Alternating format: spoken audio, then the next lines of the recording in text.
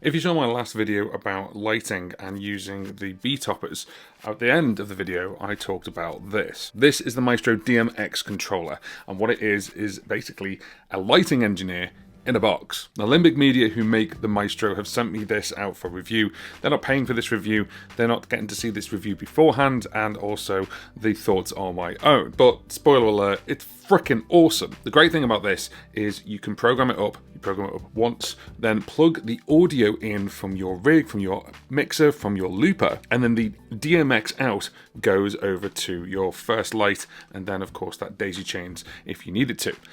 I don't want to be programming lights, and I said that in the last video. If you haven't seen that, by the way, I'll put a card up about the B-topper and talking about lighting for musicians. I also want to hire a lighting technician, far too expensive, and I don't want to take my laptop or even buy a DMX controller, like a lighting mixer. But this closely listens to the events that are happening live in real time, works with DMX controls, I can control it on the fly because I have my iPad with me if I really, really want to, but also it can actually fit in my pedal board.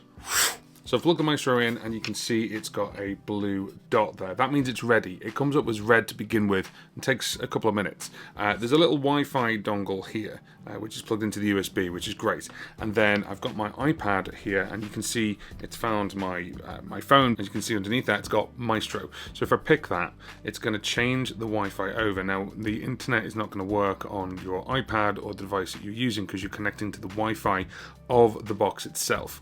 So once we've done that, what we can do is we can go to maestro.local, refresh the page, and now what you're looking at is the web page that's built into this, the actual program that's built into this. Without going too deep into it, what you have is you've got shows, stages, and fixtures. So at the top left-hand corner, you can see it says show, and this is where we are right now, and we've got a couple of different shows. But before we get to that, we've then got the stage and what stage you're on, and then your fixtures. You've got a fixture profile.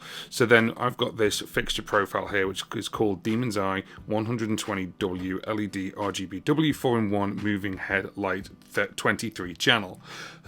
And then once we do this, we actually go into it, we can actually add that on. Now, I've put both of these two as a primary because they're the two lights I've got. And then this is the stage, and I've called it JP stage, and it's loaded up. You can obviously add a new stage, you can have a new name, whatever you want to call it. And then you go to the show. And the show I'm going to use is actually the one called Techno Glimmer. It says it's a party or dance, and then also still. And it'll be still if it doesn't hear any audio. You can change these different elements. You can slide them with your finger on the iPad, or if you're using a computer. And then you can say, well, what do you want it to do? Do you want it to be energetic, dance, party mode? Or you can have solid colors, or you can have wash of colors, or flashbangs like color strobing. And then what's the palette? So I've said solid color and rainbow, which is obviously you can see there all the colors that is under that profile.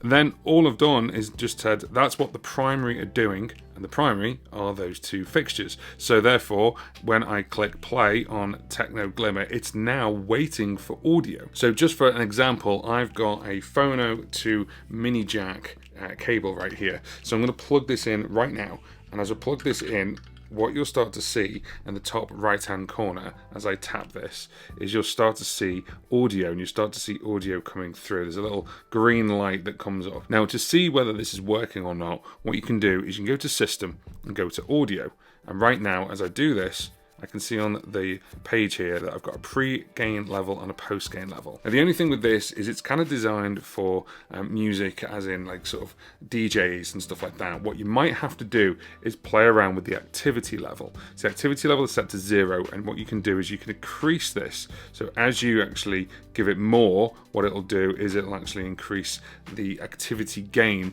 to tell the lights to do more. You've also got a drum kick sensitivity. So of course it's set to 50 at the moment. I'm just tapping this, so it might be giving it a thud, I don't know, but it should be giving a thud to the low end, and you've got a sensitivity. You see a little drum kick there. That's also represented in the top right hand corner. You can see it just there as it kicks in. Now, the source that it's coming for is line source. What you can also do as well is if you plug in something that's USB based, you can have this pretty much like an audio interface. So then the audio source is USB. However, for this demonstration, obviously I'm using actual audio cables. So to set this fixture up, all we do is go into the fixture profiles and we add a new profile. So if I add a profile right now, you can restore from a file that's been sent to you. Maybe you've actually contacted Maestro, they've built a file for you.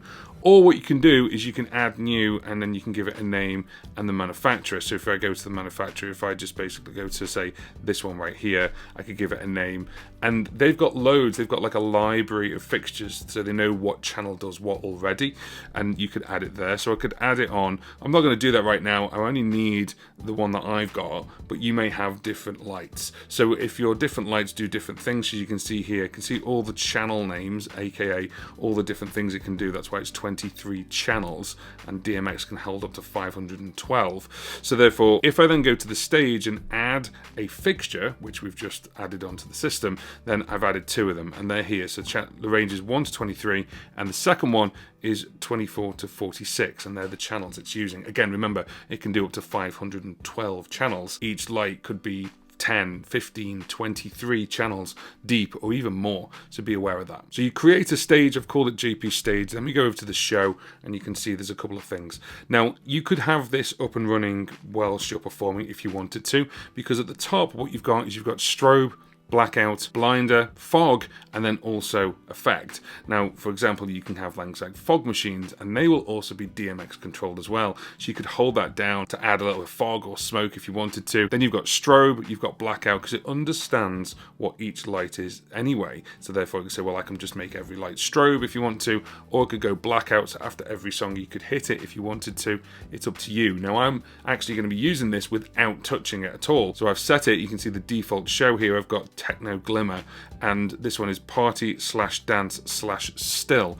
And what that means is when you go into it and you actually edit that as a cue, you're going to say it's infinite as opposed to a fixed amount of time. But also what it's going to do is it's going to allow it to stop the lights and do still, as in keep still when there's no audio. I don't want to black out because of them, they're only two lights. I don't want the whole room to suddenly go dark. But what that means as well is I can change the movement speed, how exciting it is, and then just save that, and that's ready to go. The next part of this is actually plugging the Maestro into your system. So what I've done right now is I've actually set up these lights. Now, the two lights are here, and you can just see them there. These are the beat toppers, and I've plugged them into the Maestro, and then the Maestro is actually plugged into my looper that's on the floor. It's plugged into the headphones output. Now, I've got the microphone switched off at the moment, and these are just static at the moment. This is what their still looks like. They're kind of doing this fade. I've turned my lights off apart from my little LED ones, just to show you what this does. Now, as soon as I turn this microphone on, what it's going to do, it's going to hear the audio going through the looper, and these two are going to start moving. I'm going to turn the microphone on now. 1 2 1 2, hello, hello, welcome to this, and blah blah blah. Do you see that they're starting to move? They're starting to turn on their own, because they now hear the audio coming through. Now, one thing you've got to do is you've got to make sure that the audio coming through is the right volume coming in. You can check that on the Maestro bit. If I stop talking,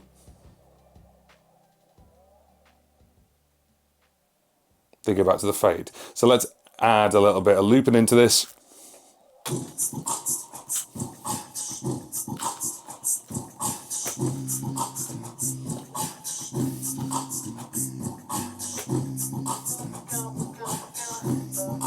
See the difference? Set the drums up.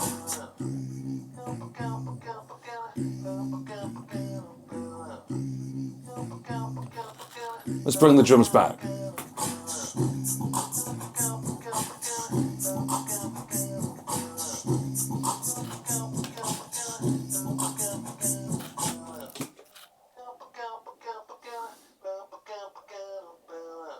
Yeah, go.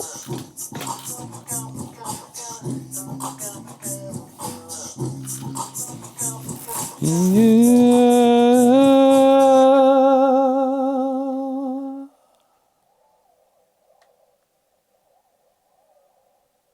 And now they've gone back to the way they should be, which is just this sort of glowing effect in between the sessions. And that's what I wanted. That's what I've actually told it to do. And this is the brilliant thing about it. This little box that's now sitting on the floor over there, all it's got to do is just listen to the audio and move accordingly. Now I've chosen the colors of those lights, and as I do different sounds and different things, different colors will kick in. Let's go over to one that's called Neon Dreamscape and just play that. So now as it's playing, again, it's still waiting for audio. So it's got it here and it's gone to Neo Dreamscape. Let's play the same music. Yeah, yeah, yeah. 2, 2, 2. Take out the drums. Let's go.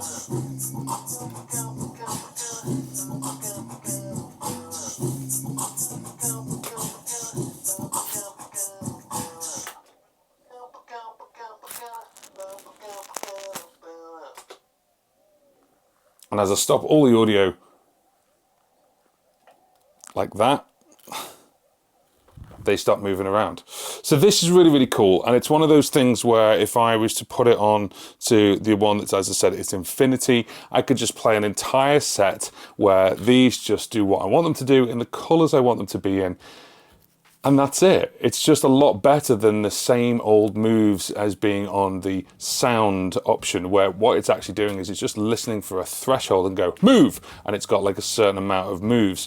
This has loads of different moves, but it's choosing to actually change the sound based on whether you've got drums in or not, whether you've got like an ambient, a breakdown. It's really, really cool. The size of the box, I could technically fit that in my pedal board if I really, really wanted to. Now, you'd be sitting there plugging things into your pedal board every single time, but it's smaller than every laptop you could think of, and it's actually way more powerful with a really dedicated program to do a really cool thing. Okay, so a couple of things. First of all, the audio. Now the audio was going out of the phones of the RC600, but you have to change it. So when you change the main dial on the RC600, it doesn't change the phones, because you actually want the phones a lot lower, because the activity on the audio, the Maestro was like, it's too much. So you want to change that down, and you can actually separate when you change the audio on the main from the phones. So you want to do that as well. The second thing really is setting up the show, like what colors you want, what kind of style you want, and you're only going to really know that by playing around with it. Like I've set the techno glimmer one, for example, hit play and then just see what it looks like whilst I'm playing. It's like, yeah, that's what I like. And then what colors you want with that. The other thing you need to do as well with those two lights is then change the channel address. And the first one goes from channel 1 to channel 23, and then the second one goes from channel 24 upwards to channel 46. So then what I have to do is change the address of these, or the channel address. So the first one starts on channel 1, but the second one starts on channel 24.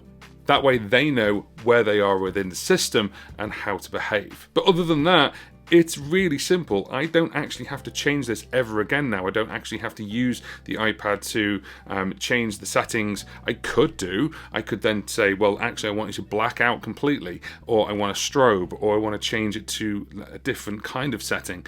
But technically I don't have to. I could just plug that in every time, plug it into the lights, it's listening to the audio, and it changes the show accordingly. The other thing with the MaestroDMX is it can also have MIDI commands. So it's got DMX, but also you could have a MIDI pedal connected to it. So if you wanted to control this without using a computer or an iPad or even your phone, but you could control maybe the next scene or the blackout, you could do this with a pedal. This takes this box to a whole other level, where you're controlling everything at your feet, but it's also listening to the music and making cool decisions for you anyway. I think this is an amazing invention, and it's something for me. I don't really understand DMX. I could sit there and learn it, you know, close the door for a week or two and try and learn it. But this is just fabulous. You can plug in the DMX via XLR, tell it what lights you've got, and let it run the show based on your music. Now, if you want to go and pick one of these up, I've left links in the description box. And also, if you want to have a look at the first video, that's this video right here.